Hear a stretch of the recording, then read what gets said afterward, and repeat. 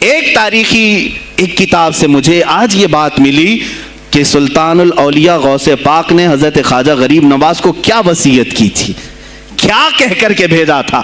ان کے پاس غوث پاک نے، غریب نواز نے بہت ساری انعامات، اوراد، وظائف، طرق، اجازات سب حاصل کیے، لیکن ہندوستان جب آئے کیا کیا انہوں نے، یہ بھی بتایا گیا کہ غوث پاک کی یہ تحریک تھی۔ کیا؟ سلطان الہند سرکار غریب نواز نے شہاب الدین غوری کو بلا کر کے ہندوستان میں پرچم اسلام لہرانے کا حکم دیا تھا۔ یہ تحریک بھی سرکار غریب نواز نے لائی تھی بغداد کے ولی کامل سے۔ تم کیا سمجھتے ہو یہ اولیاء خالی مسلح لے کر کے گھومتے تھے؟ یا اولیاء اکرام صرف گدی نشین تھے؟ نہیں میرے عزیزو، یہ حکومت وقت کو آنکھ میں آنکھیں ڈال کر بات کرتے تھے، اور پھر نظام مصطفیٰ کی بات للکار کر کے کرتے تھے۔ آج کے زمانے میں کچھ لوگوں نے اولیاء کو ایسا پیش کیا ہے جیسے وہ درویش بس جنگل میں رہتے تھے اور کچھ نہیں۔ نہیں میرے عزیزو، وہ اللہ کے شیر تھے، اللہ کے شیر تھے۔ اسی لیے تو اقبال نے کہا ہے اللہ کے شیروں کو آتی نہیں روباہی۔ وہ کبھی لومڑی پن کا انہوں نے اپنے آپ میں اظہار ہی نہیں کیا کہ نہیں یہ بھی چلے گا وہ بھی چلے گا، کبھی نہیں۔ وہ گرجتے تھے اپنے تخت پر، اپنی خانقاہوں پر۔ دیکھیں خلیفہ مستنجد باللہ، ابو المظفر اس کو کہتے ہیں، بغداد کا وہ خلیفہ، عباسی خلیفہ، بڑا طاقتور، اور اسی کے زمانے میں غوث پاک ہیں۔ ایک فارس سے آنے والے اجمی عبد القادر، شیخ عبد القادر، جب بغداد کی جامع مسجد میں بیان کر رہے ہوں، در و دیوار ہل رہے ہیں۔ وہ اپنے خلافت کے دربار میں بیٹھا ہے خلیفہ، اچانک بہت زور کی آواز آئی، پورے محل میں گونج گئی۔ پوچھا یہ آواز کیسی بغداد میں؟ لوگوں نے معلوم کر کے بتایا کہ شیخ عبد القادر جیلانی نے چھینک ماری، ان کے مریدوں نے صرف جواب دیا ہے۔ ان کو چھینک آئی تھی، جواب میں لوگوں نے یرحمک اللہ کہا، وہ خلیفہ وقت کے محل تک پہنچ گئی آواز۔ تو اس نے کہا یہ تو پورا ہلا دینے کی بات ہے۔ ایک بات یاد رکھو میرے عزیزو، آواز ہو سکتا ہے تمہاری مسجد سے باہر جائے نہ جائے، تمہاری آواز کا دار و مدار تمہارے گلے پر نہیں ہے۔ ایک بار تم پکارو گے، پہنچانا میرے مولا کا کام ہے۔ اب ہماری آواز کہاں کہاں تک پہنچتی ہے، کس کے ٹائر پھٹتے ہیں، یہ سب بات کی بات ہے۔ تم پکار کر کے تو دیکھو، اللہ رب العزت کے نام پر۔ عزیزان گرامی وقار، مستنجد باللہ آیا اور وہی کیا جو ہر عیاش کرتا ہے۔ ظاہر سی بات ہے، مولوی صاحب کچھ لے دے کے چھوڑ دو، جان بخش دو، جاؤ کہیں بیٹھو، آپ اللہ اللہ کرو۔ کہاں یہ حکومت سیاست کی باتوں میں آپ آ گئے؟ چند دنوں پہلے میں نے بھی سیاست کی بات کی تو مجھے بھی ایک مشورہ ایسا آیا کہ آپ کو انٹرسٹ ہے ایم پی بننے کا، ایم ایل اے بننے کا؟ میں نے کہا مجھے انٹرسٹ تو نہیں ہے، لیکن کرسی صاف کرنے کا انٹرسٹ بہت ہے، اس پر جو کچرا ہے اس کو صاف کرنے کا انٹرسٹ بہت ہے۔ انشاءاللہ العزیز وقت آئے گا وہ صاف ہوں گی بھی۔ عزیزان گرامی، مستنجد باللہ 10 اشرفیوں کی تھیلیاں لے کر سونے کی غوث پاک کے دربار میں آیا۔ آپ مریدین کے ساتھ بیٹھے، ارے وہ حال و قال کی مجلسیں ہیں۔ مستنجد باللہ آیا، غوث پاک کی بارگاہ میں کہا کہ یہ حضور آپ قبول کر لیں، نذرانہ ہے۔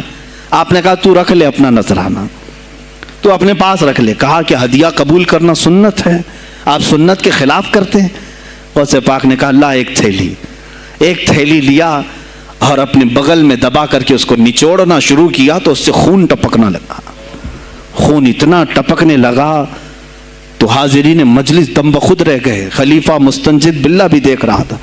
غوث پاک نے فرمایا ابھی تو یہ ایک تھیلی ہے، میں 10 کو نچوڑوں گا تو یہ خون تیرے دربار تک پہنچ جائے گا، تیرے دربار تک پہنچ جائے گا۔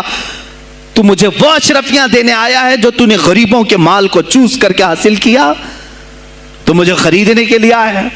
اگر مجھے تیرے خاندان کی حرمت کا خیال نہ ہوتا تو میں آج پورے بغداد کی نالیوں میں اسی کا خون بہاتا۔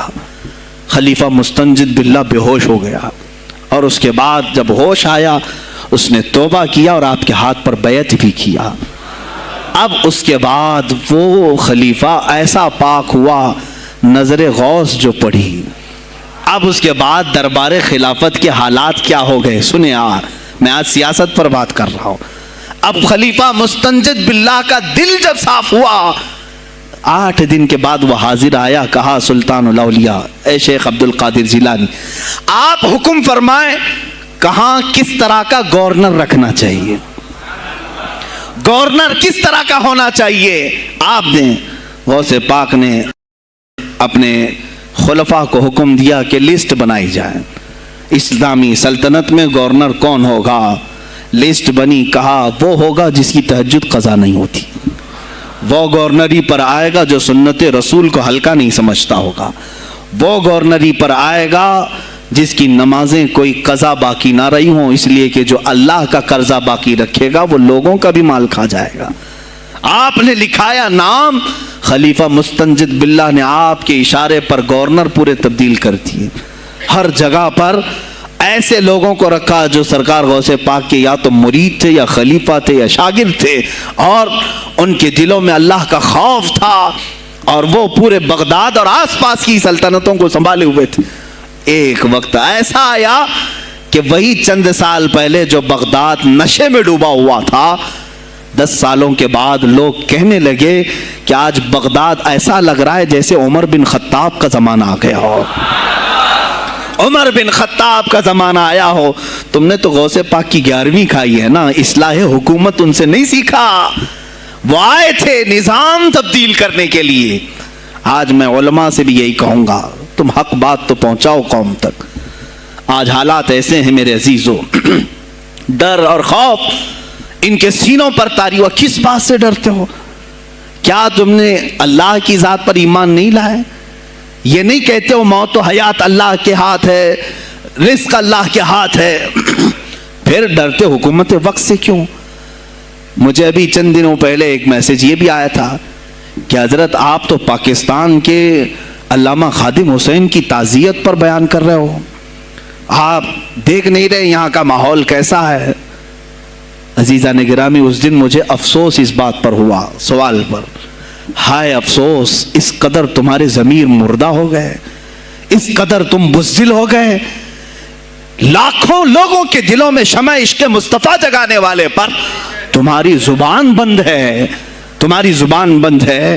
میں نے صرف ایک جملہ کہا، کوئی فرق نہیں پڑتا، میں اس ملک میں رہ رہا ہوں جہاں کا پرائم منسٹر ایک سور خبیث فرانس کے صدر کے لیے ٹویٹ کر سکتا ہے، تو میں پڑوسی ملک کی کسی عاشق رسول کی تعزیت کیوں نہیں کر سکتا؟ کیوں نہیں تعزیت کر سکتا؟ اگر ہندوستان کی تخت پر بیٹھنے والے کو فرانس کے صدر سے کوئی دلی عشق ہے، محبت ہے، تم اس کی معشوقہ ہو یا محبوبہ ہو، مجھے فرق نہیں پڑتا. لیکن اتنا ضرور ہے، عاشق رسول مشرق میں ہو، شمال میں ہو، جنوب میں ہو، مغرب میں ہو، جب اس کی روح جائے گی تو ہماری بھی روح تڑپے گی. ہماری ڈور بندھی ہوئی ہے مدینۃ الرسول سے.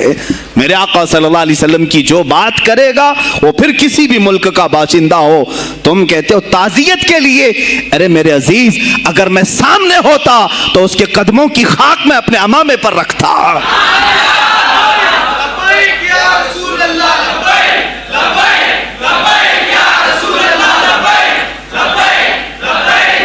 عزیزان گرامی وقار، یہ بہت خاموشی ہم نے اختیار کی، بہت خاموشی. کوئی بات نہیں، تم دیکھو گے حالات خراب ہونے کی جو شکایات آج کر رہے ہیں علماء، تم سب کے سب جاؤ گے. مجھے ابھی بچوں نے بتایا کوئی کانگریس کے لیڈر کا انتقال ہو گیا تو پیر صاحب تعزیت کے لیے باہر کھڑے ہو گئے، باہر آ گئے. ہم ان کی تعزیت کرتے ہیں. ڈوب مرو چلو بھر پانی میں، تمہاری گدی پہ ہی مر جاؤ. تمہاری زبانوں پر جب عاشق رسول کے لیے تعزیت کے الفاظ آنے میں ہچکچاہٹ آتی ہے، کون سا عشق رسول، کون سا کلمہ تم نے پڑھا ہے؟ غوث پاک کی اگر تمہارے اندر ذرا برابر بھی نسبت ہے تو میں کہوں گا میرے عزیزو، سلطان الاولیاء غوث پاک عاشق رسول ہی نہیں، فنا فی الرسول تھے. میرے نبی کی بات پر اگر کوئی انگلی بھی اٹھاتا، آپ یا تو اپنی کرامت سے اس کا منہ توڑ جواب دے دیتے. کسی عیسائی نے صرف یہ کہا تھا میرے نبی عیسیٰ افضل ہیں، وہ مردوں کو زندہ کرتے تھے. آپ کو جلال آیا، کہا محمد افضل نہیں ہے اس لیے کہ وہ مردے زندہ نہیں کرتے تھے، آپ اس کا ہاتھ پکڑ کر قبرستان لے گئے، میرے نبی پر بات کرتا ہے، میں تجھے زندہ کر کے دکھاتا ہوں۔ اپنی کرامت سے مردے کو زندہ کر کے دکھایا۔ اب بول کون افضل ہے، عیسیٰ افضل ہے کہ میں افضل ہوں؟ تو نے تو عیسیٰ علیہ السلام کو مردے زندہ کرتے دیکھا تو نہیں، لیکن عبد القادر کو سامنے دیکھا۔ غوث پاک نے کہا میں اپنا موازنہ عیسیٰ علیہ السلام سے نہیں کرتا ہرگز، لیکن یاد رکھنا میرے نبی پر اگر زبان کھولے گا تو عبد القادر اپنے قدم سے اس کو جواب دے گا۔ وہ جواب دیتے آپ کی زندگی ناموس رسالت کی حفاظت کے لیے گزری ہے۔ سلطان الاولیاء غوث پاک رضی اللہ تعالیٰ عنہ کی بارگاہ میں جب ایک سوال آیا کہ لوگ کہتے ہیں نبی ہر جگہ کیسے حاضر ہو سکتے ہیں، آپ نے خود کر کے دکھا دیا۔ کوئی صاحب آئے، کہا ہمارے گھر دعوت ہے آپ تشریف لائیں، کہا ٹھیک ہے آتا ہوں۔ تھوڑی دیر بعد دوسرے آئے، کہا ہمارے گھر دعوت ہے آپ آئیں۔ سیم ٹائم پہ کئی 70 لوگ آئے، سب کی دعوت قبول کی۔ دوسرے دن شام میں لوگ آ کر کے فخر کر رہے ہیں آج میرے گھر شیخ عبد القادر جیلانی آئے تھے، دوسرا کہہ رہا نہیں میرے گھر آئے تھے، تیسرا کہہ رہا میرے گھر آئے تھے۔ ایک وقت میں سب گھروں پر کیسے؟ سبوں نے کہا انہیں سے پوچھتے ہیں وہ کہاں گئے تھے۔ جب لوگ آئے تو سننے میں یہ آتا ہے کہ آپ ایک درخت کے نیچے بیٹھے تھے، لوگ سوال کرنے کے لیے آئے، سب آپس میں کہہ رہے ہیں ہمارے گھر آئے تھے، ہمارے، آپ بتائیں کیا کس کے گھر گئے تھے؟ تو انہوں نے کہا درخت کے اوپر دیکھو۔ تو لوگوں نے درخت کے اوپر نگاہ ڈالی تو دیکھا ہر پتے پر شکل عبد القادر نظر آ رہی ہیں۔ فرماتے ہیں اللہ نے عبد القادر کو یہ اتنی قدرت دی ہے کہ بیک وقت وہ کئی جگہوں پر حاضر ہو سکتا ہے۔ تو جب ایک غلام رسول کو اللہ نے یہ طاقت دی تو رسول مختار کو کتنی طاقت دی ہوگی۔ انہوں نے ناموس رسالت کو واضح کیا ہے میرے عزیزو۔ اولیاء کاملین اسی لیے آتے ہیں، وہ نبی کا پرتو بن کر کے آتے ہیں، اور آج ان کے نام کی 11ویں کھا کر کے موٹے ہو رہے ہیں، بس اور کچھ نہیں۔ اور لوگ یہ سمجھتے ہیں نفس کو موٹا کر کے تم اپنی زبانوں میں گھی لگا چکے ہو، بولو گے تو پکڑے جاؤ گے، بولو گے تو تمہارے اوپر کیس ہو جائے گا، ہو نہیں تو۔ میرے عزیزو آج تو حالات ایسے ہیں، میں رو پڑا کل جب مجھے یہ رپورٹ ملی کہ صرف ہندوستان کی سوشل میڈیا پر 25,000 پوسٹ میرے نبی کی شان میں گالیاں دی گئی ہیں، 25,000 لوگوں نے گستاخی کی ہے۔ تم بھی تو رات بھر انٹرنیٹ چلاتے ہو، پورا کا پورا وقت اپنے موبائل میں صرف کرتے ہو، جانا ہے تمہیں بھی میرے آقا کی بارگاہ میں، یاد رکھنا حضور پاک صلی اللہ تعالیٰ علیہ وسلم کے دربار میں جانے والے ہو اور تمہارا کوئی عذر قبول نہیں کیا جائے گا۔ حضرت سعد بن ربیع کی وہ بات مجھے یاد آتی ہے، جنگ احد میں حضور کی حفاظت کے لیے لڑتے لڑتے میدان میں ایسے آ گئے تھے کافروں کے کہ آپ کے گوشت کے ٹکڑے اڑ رہے تھے، جسم کے گوشت کے ٹکڑے اڑ رہے تھے، میرے آقا دیکھ رہے تھے۔ شام کا وقت ہوا، احد کا میدان، حوازیں، سناٹا، 70 لاشیں پڑی ہوئی تھی صحابہ کی۔ اللہ کے نبی نے پکارا میرے سعد کو ڈھونڈو، کہاں ہے سعد، کہاں ہے؟ صحابہ کہتے ہیں ہم آواز دینے لگے سعد تم زندہ ہو، رسول تجھے بلا رہے ہیں۔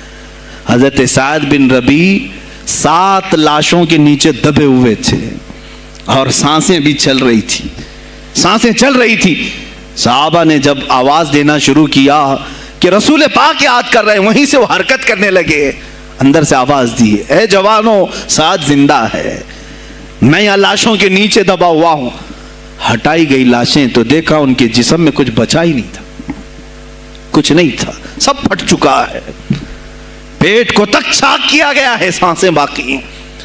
سعد بن ربیع کہتے ہیں اے صحابہ شاید میں رسول اللہ تک نہیں پہنچ پاؤں گا، حضور اونچے ٹیلے پر بیٹھے ہوئے ہیں، شاید نہیں پہنچ پاؤں گا، میرا سلام میرے نبی تک پہنچا دینا، حضور تک پہنچا دینا۔ لیکن آنے والوں کو کیا کہا جانتے ہیں؟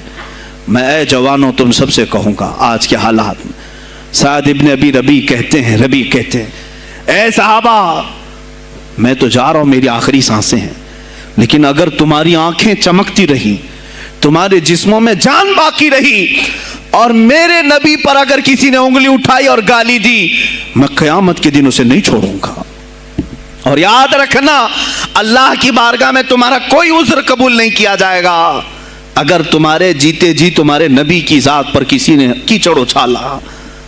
حضرت سعد ربی اتنا کہہ کر کے انتقال ہو گئے، وہ حضور تک پہنچائے بھی نہیں جا سکے۔